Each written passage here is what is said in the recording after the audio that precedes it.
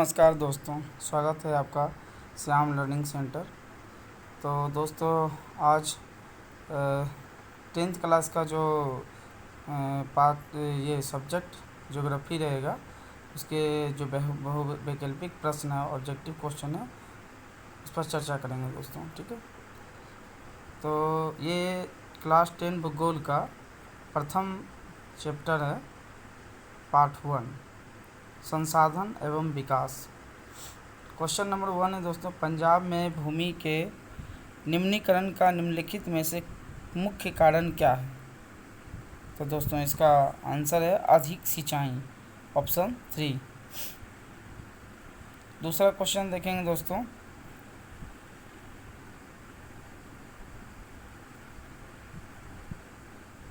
निम्नलिखित में से कौन से मृदा भारत के सबसे विस्तृत क्षेत्र में पाई जाती है और भारत के लिए अति महत्वपूर्ण मिट्टी है? तो दोस्तों ऑप्शन लेटेराइट मृदा, काली मृदा, जलोढ़ मृदा, लाल और पीली मृदा। तो दोस्तों भारत के लिए सबसे महत्वपूर्ण मिट्टी कौन सी मिट्टी होती है दोस्तों? जलोढ़ मिट्टी जो होती है दोस्तों, ये महत्वपूर्ण मिट्टी होती है। ठीक है, तो आंसर तीसरा ऑप्शन हो जाएगा जलोढ़ मृदा। निम्नलिखित में से किस प्रांत में सीढ़ीदार खेती की जाती है? तीसरा क्वेश्चन है, निम्नलिखित में से किस प्रांत में सीढ़ीदार खेती की जाती है? तो दोस्तों सीढ़ीदार खेती कहाँ होती है दोस्तों? तो पर्वतीय क्षेत्रों में होती है दोस्तों। और पर्वतीय क्षेत्र इनमें से किस राज्य में पाया जाता है दोस्तों, वो देखना पड़े। पंजाब में पर्वतीय क्षेत्र नहीं है दोस्तों, बहुत कम है। हरियाणा में भी नहीं है। उत्तर प्रदेश में भी नहीं है। उत्तरांचल दोस्तों उत्तरांचल जो है पठारों और पर्वतों से घिरा हुआ इलाका है, तो यहाँ पे क्या है, सीढ़ीदार खेती की जाती है दोस्तों। तो आंसर 4 हो जाएगा, चौथा ऑप्शन उत्तरांचल।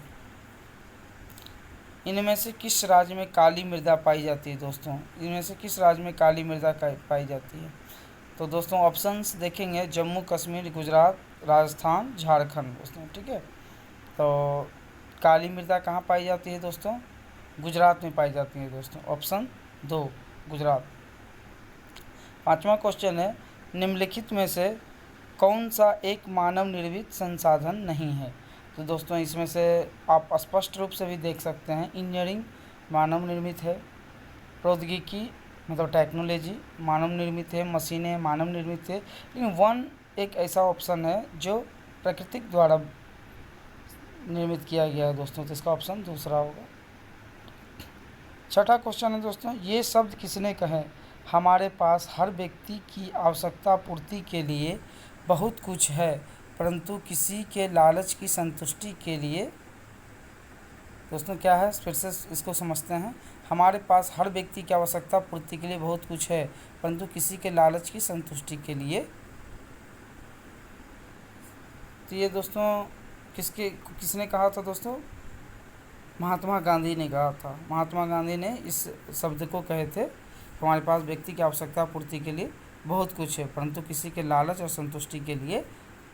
यहाँ शायद दोस्तों इनमें से कुछ शायद संतुष्टि के लिए नहीं होना चाहिए दोस्तों। ठीक है, सातवां क्वेश्चन देखते हैं दोस्तों, संसाधन जो एक क्षेत्र में पाए जाते हैं लेकिन उनका उपयोग नहीं होता कहलाते हैं।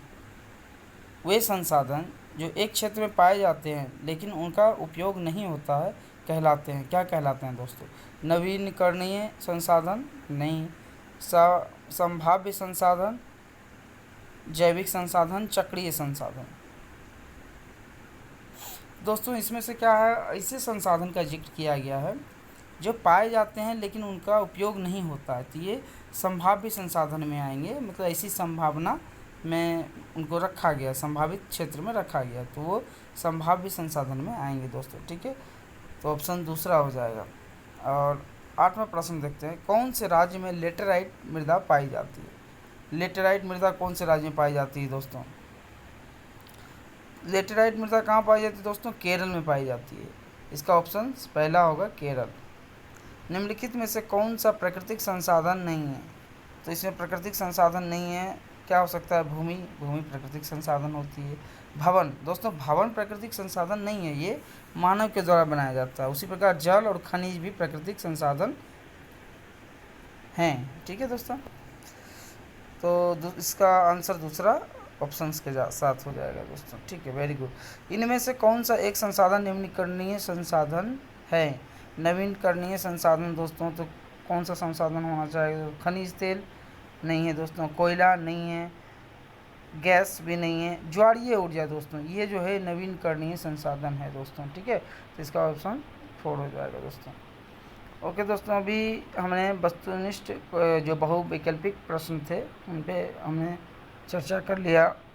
अभी हमारे पास प्रश्न है दोस्तों अति लुगड़ीय, अति लघु उत्तर वाले प्रश्न। ठीक है, जो 1 अंक के लिए परीक्षा में आते हैं दोस्तों। ठीक है, ये भी महत्वपूर्ण है अगर एग्ज़ाम के पॉइंट व्यू से देखा जाए तो दोस्तों। ठीक है, तो इस पर भी चर्चा कर लेते हैं दोस्तों।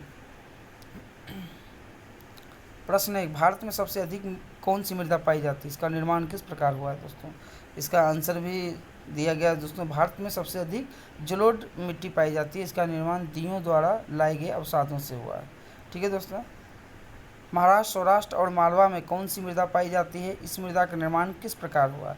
तो ये अभी हमने पढ़े थे दोस्तों कि गुजरात में कौन सी मिट्टी पाई जाती है? काली मिट्टी पाई जाती है। तो इसका निर्माण ज्वालामुखी के मैग्मा तथा आग्नेय सेलों द्वारा हुआ है दोस्तों। ठीक है, मृदा निर्माण की प्रक्रिया में किन्हीं 2 महत्वपूर्ण कारक लिखें।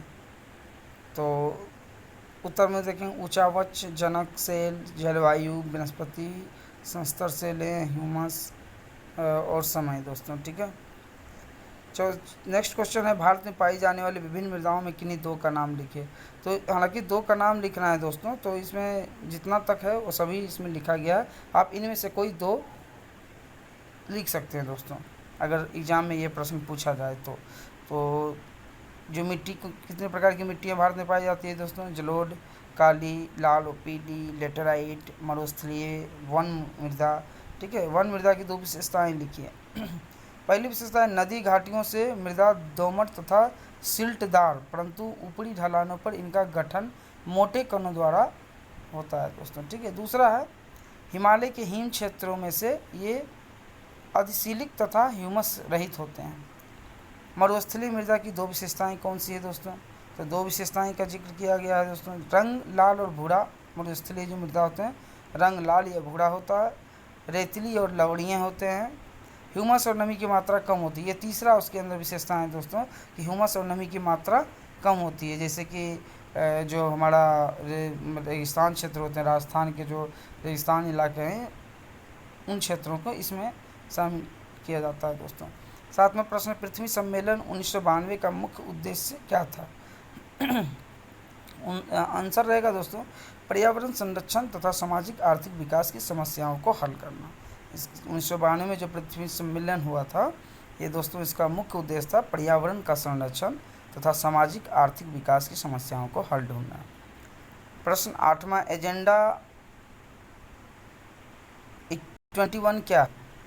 उत्तर है एक कार्यसूची है जिसका उद्देश्य समान हितों, पारस्परिक आवश्यकताओं एवं सम्मिलित जिम्मेदारियों के अनुसार विश्व सहयोग के द्वारा पर्यावरण क्षति, गरीबी और रोगों से निपटाना।